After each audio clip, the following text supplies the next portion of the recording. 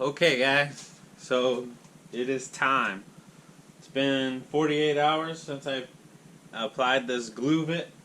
There are some parts where it is definitely heavier just because it's dripped into these areas. It's very hard, it's a little tacky, but I think we're going to be okay. So, here's what we're doing. I bought this epoxy, Macropoxy 646. It is made by Sherwin-Williams. It is a protective and marine coating. So I'm going to go through some of the data, some of the specs. This isn't necessarily something that they recommend, but I think it's going to work, so we're going to try it and I will update you. Before we apply that, and I tell you here, we're going to use an orbital. We're going to sand off everything that has the glue bit. So we're going to try and dull the sheen down. We're going to give it a profile for the coating to grab onto. So I don't know what grit sandpaper I have. I would probably do 120, 150. I know I have 220.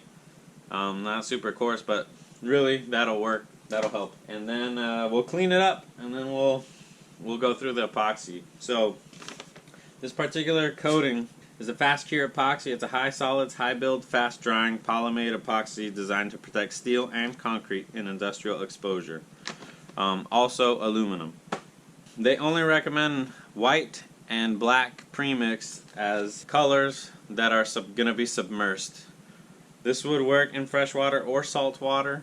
The high solids content ensures adequate protection on sharp edges, corners, and welds. It can be applied directly to marginally prepared steel surfaces. For aluminum, they recommend an SSPC SP1 prep. If it's new aluminum, then they recommend or SP1 and then do an SP16. So basically, not a ton of prep needed. You just need to make sure that it's clean, dry, sound.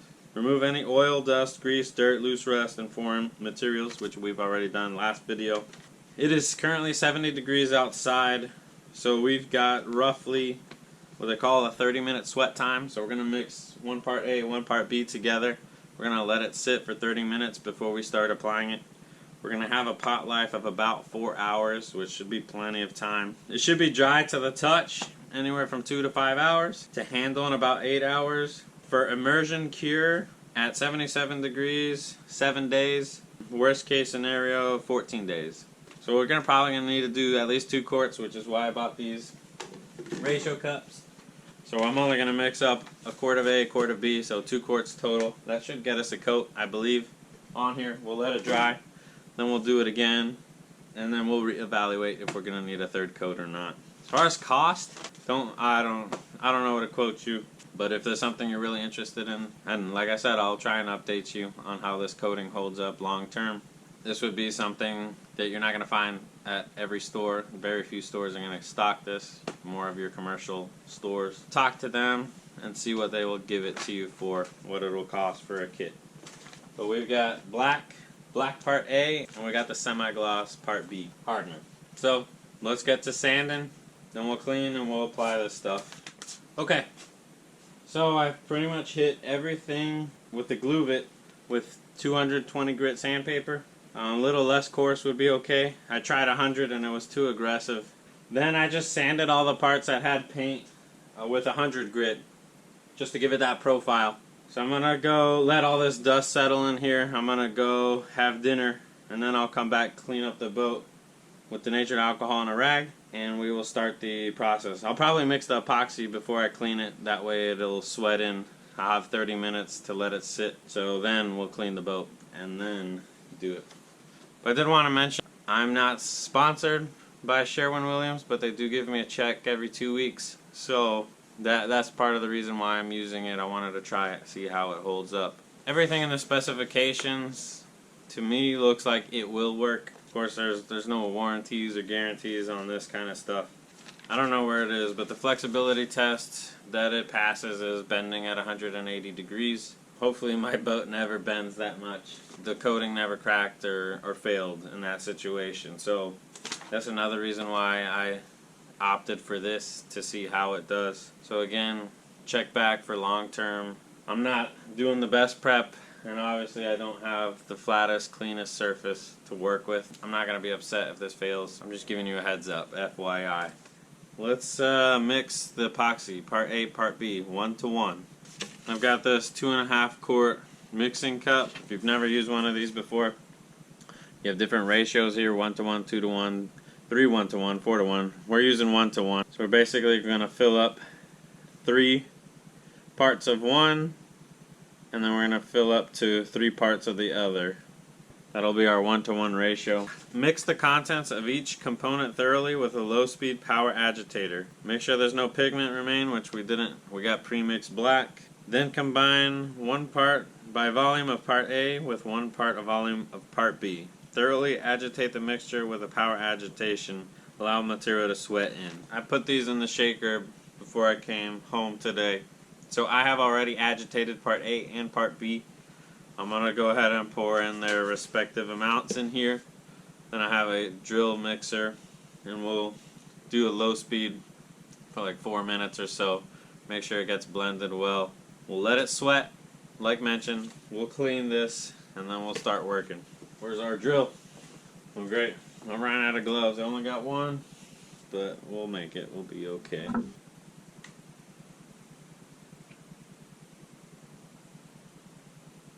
Alright, we've got the part B poured, and if you're wondering, this does have a pretty good odor, so it should be an interesting night in my house. Alright, this is the black.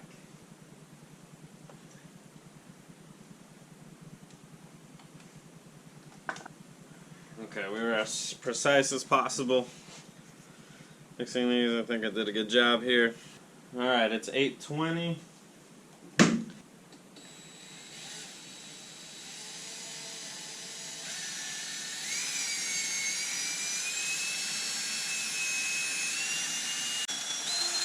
It is 8:26. We're going to go ahead and set this to the side. At 9 p.m. we will start working with it.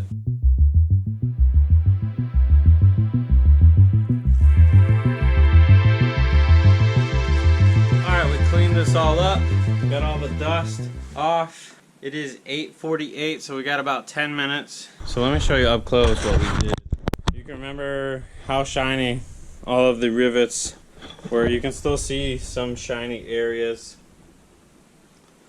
on the hull. This is just wet, denatured alcohol. That'll dry. You can see the sides we sanded. You can see some of that glue runs. I try to sand it smooth, but there are some bumps. I'm not too worried about the aesthetics. Otherwise, I would have taken all this off. I mean, this is the bottom. This is the hull of the boat. But you can see how we killed that sheen. Pretty much everywhere. There's still a little bit. I hand sanded some of these areas with a lot of contours, with all the dents and stuff. A lot of work has gone into this for it to be mediocre. That's how much work it takes. If you want to do it right, I mean, this would take a long time. I'm just in a hurry to get on the water. Flip this over. So as I paint, I'm only going to paint to down here. I guess this would be the bottom of the gunnel. And then whenever I flip the boat over, whatever I paint on the inside, I'll do all of that at that time. So we got some nothing fancy brushes. And we got 4 and 6 inch, 3/8 inch snap. These are solvent core resistant, so typically anything oil based or that uses a hot thinner like xylene or something, you want solvent core. So that's what we're using with this. I don't remember exactly what this thins with or what it cleans up with. I don't plan to save anything. I'm hoping I don't have a catastrophic mess. Guess we should start with the middle of the boat.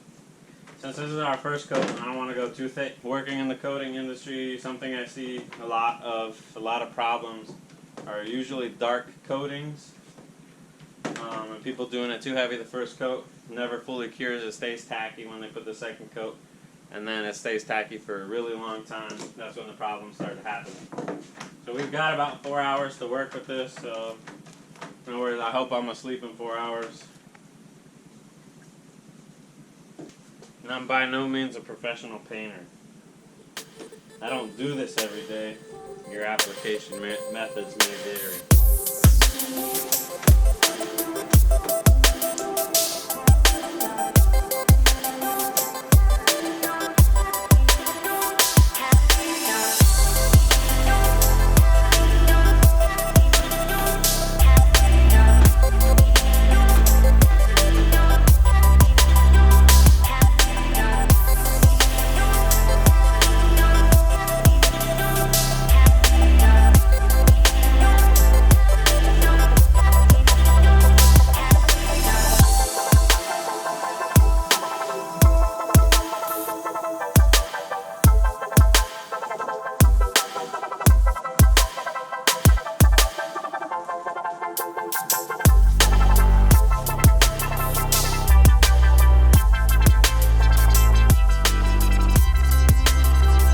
Did it. So we got our first coat done. Still had a tiny bit to spare, but we basically used 2 quarts to paint the whole. And we got 1 coat.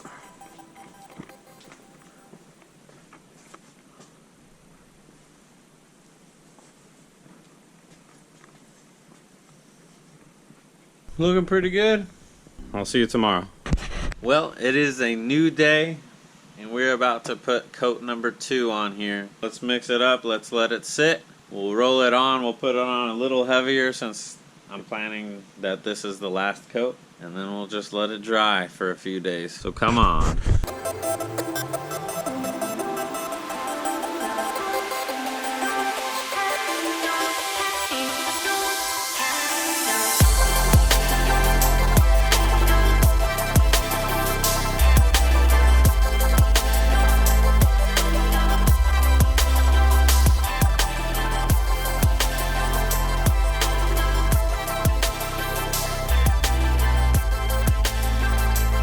Well, it is complete.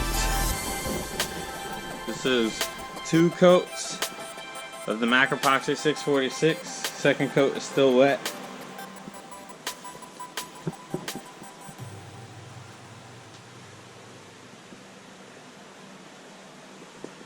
I think it looks pretty good, and I think it's gonna hold up well. Something I didn't mention, this epoxy has an odor. Pretty strong odor. Last night when I finished the first coat and went back upstairs, my wife said the house stunk. And so put a fan, I opened the window, have it pulling out, all of that. I ran the vents in our bathroom last night while we were sleeping. You should probably use a respirator if you're gonna use this product. I think I feel fine. I'm a little dizzy. Just keep that in mind if you're gonna be doing it enclosed or in your living area. I'll bring you back tomorrow when I get back home from work. I'll show you what it looks like dry, and I'll debrief you then. Well, hello. So it's been almost 24 hours since the second coat, and we are dry. Check it out. Looks pretty good. The sheen really shows all the imperfections and the lack of, I wouldn't say lack of prep, but just the imperfections in this boat. It shows its age well. But overall, I think this is going to do really well. There's a couple things I was going to share with you, but they weren't on the data page that I had there. So a few things about this product in particular, Macropoxy 646. I'm just going to give you some technical information. You can use this to try and compare to some other coatings if you're interested. Abrasion resistance passes ASTM D4060 with 137 milligram loss. Adhesion passes ASTM D4541 with 1037 psi. Direct impact resistance, the ASTM D2794 passes with 32 inch-pounds. Dry heat resistance is 250 Fahrenheit. So the flexibility that I was telling you about, ASTM D522 passes 180 degree mandrel bend test. Immersion, it passes 1 year freshwater salt water with no rusting, blistering, or loss of adhesion. Pencil hardness of a 3H. So those are just some technical stuff. If you're curious about this coating, how it compares to something else, you can find the data page online. I think it's going to do really well. So I'm going to give this a few days just sitting here in the garage before I try and get some help to flip it on the trailer. I'll end up doing a follow-up video. Leave a comment if you're interested in seeing that. Whenever you watch this, today is February 13th of 2020. I will make some videos in the future about this coating if you're curious to see how it held up, how it's doing. Just stick around for the next parts of my build. Next up is going to be decking, electrical, carpeting, and then we're going to be out on the water. I'm hoping in 3 weeks or so. Thanks a bunch for tuning in. Hope you learned something. If there's anything I can do to help you with your build, please leave a comment down below. Subscribe for more content, for more mods, more how-tos. And really, I'm just documenting the stuff that I already do so I can look back at it and hopefully teach you guys something. And also learn from you in the comments. If you got any suggestions or something I may have missed, please let me know. Thanks for tuning in, and I will see you on the next one.